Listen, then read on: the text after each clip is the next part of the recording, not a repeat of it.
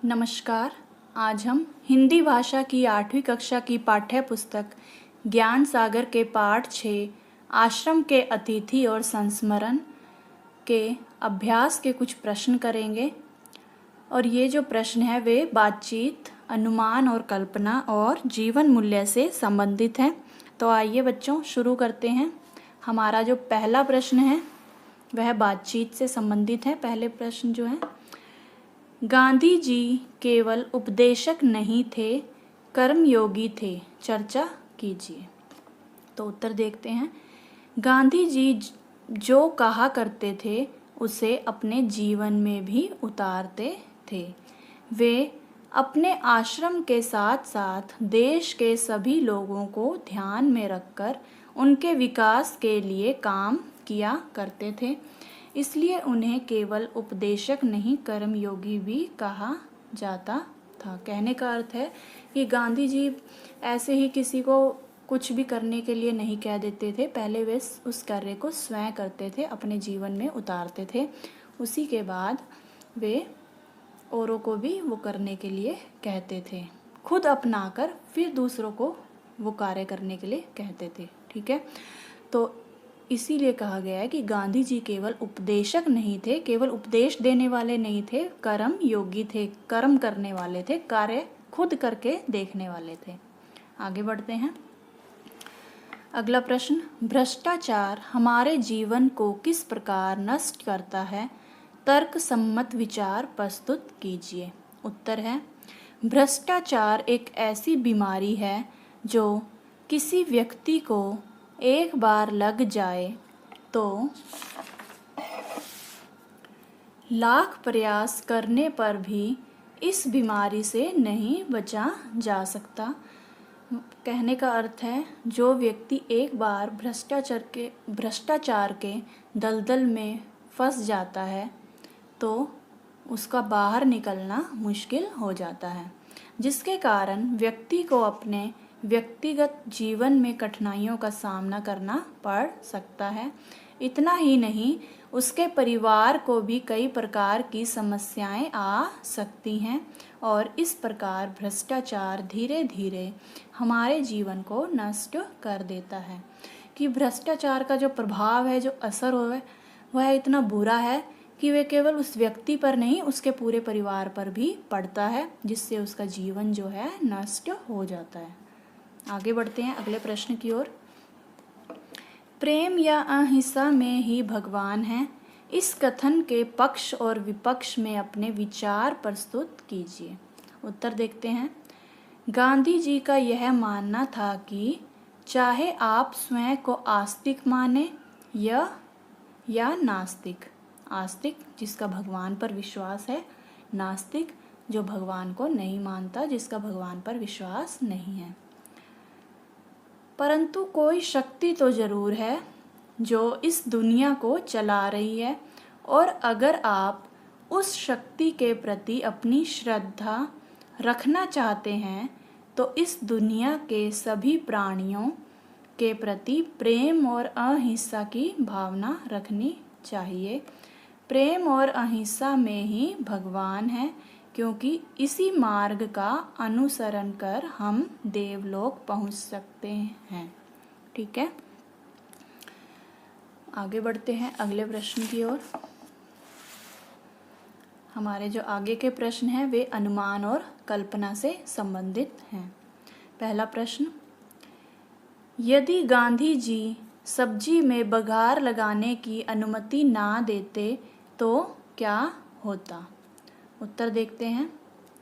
बघार का अर्थ यहाँ पर दिया गया है कि जैसे कि हम तड़का लगाते हैं, छौंका लगाने की परमिशन या अनुमति ना देते तो क्या होता। ठीक है, यदि गांधी जी आश्रम में रहने वाली बहनों को बघार लगाकर और मसाला डालकर सब्जी खाने की अनुमति ना देते तो उबले हुए कद्दू खा खाकर किसी बहन को बादी की समस्या हो जाती। बादी जैसे कि गैस बनना, बदहजमी होना। ठीक है, किसी को चक्कर आने लगते तथा बहुतों को बिना डकार मारे चैन नहीं मिलता। तो अगर वो ऐसे ही उबला हुआ ही कद्दू खाते रहते उबाल उबाल कर, तो उससे उन्हें बादी की समस्या हो जाती, चक्कर आने लगते और बिना डकार मारे उनको चैन ही नहीं मिलता। आगे बढ़ते हैं अगले प्रश्न की ओर। यदि आपके घर अचानक मेहमान आ जाएं, तो आप उनकी सुविधा का ध्यान कैसे रखेंगे? उत्तर देखते हैं।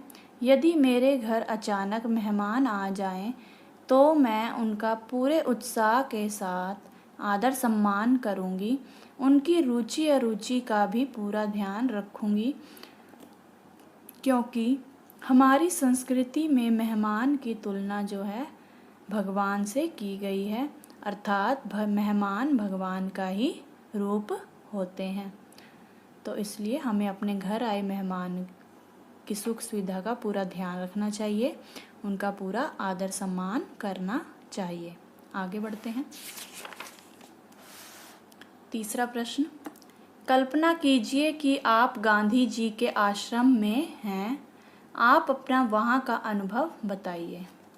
उत्तर, यदि मैं गांधी जी के आश्रम में होने की कल्पना करूं, तो अपने आप को सौभाग्यवान समझूंगा या समझूंगी, क्योंकि मुझे भारत के राष्ट्रपिता को करीब से देखने का अवसर मिलेगा और साथ ही साथ मुझे अनुशासन में रहने का अनुभव भी प्राप्त होगा और उनके साथ रहने पर मुझे शिष्टाचारी बनने का सौभाग्य भी प्राप्त होगा।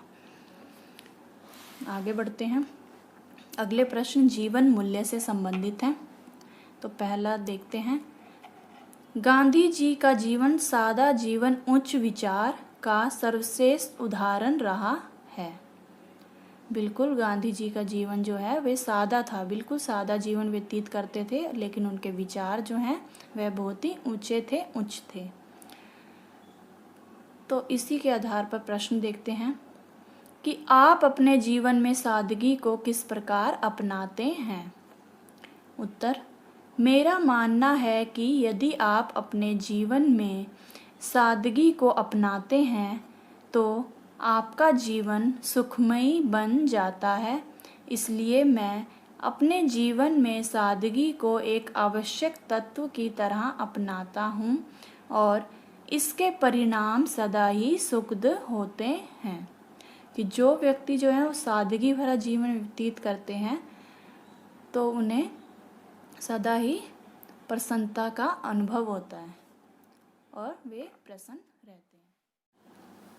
अगला प्रश्न, सादा जीवन सुदृढ़ चरित्र को आधार प्रदान करता है कैसे? तो इसका उत्तर है, सादा जीवन सुदृढ़ चरित्र को, सुदृढ़ मत का अर्थ है यहाँ पर मजबूत, चरित्र को आधार प्रदान करता है, क्योंकि जब हम सादगी को अपने जीवन में अपनाते हैं तो हमें ना धन की लालसा रहती है और न ही चीज़ों को बटोरने की स्पर्धा। इन दोनों से मुक्त हो जाने के बाद हमारा उद्देश्य केवल सादगी भरे जीवन को अपनाकर अपने लक्ष्य को प्राप्त करना ही है। कि जब हम सादा जीवन जीते हैं तो हमें किसी भी तरह के लालच नहीं रहता, चाहे वह धन का लालच हो या चीज़ों को बटोरने का, ठीक है। और इन सब से मुक्त होकर हमारा केवल एक ही उद्देश्य होता है कि अपने सादगी भरे जीवन को अपनाने के बाद हम अपने लक्ष्य को प्राप्त कर सकें। तो बच्चों, ये थे पाठ 6 आश्रम के अतिथि और संस्मरण के जीवन मूल्य, अनुमान और कल्पना और बातचीत से संबंधित प्रश्न। आशा करती हूँ आपको अच्छे से समझ में आ गए होंगे। तो मिलते हैं अगली वीडियो में, तब तक के लिए नमस्कार।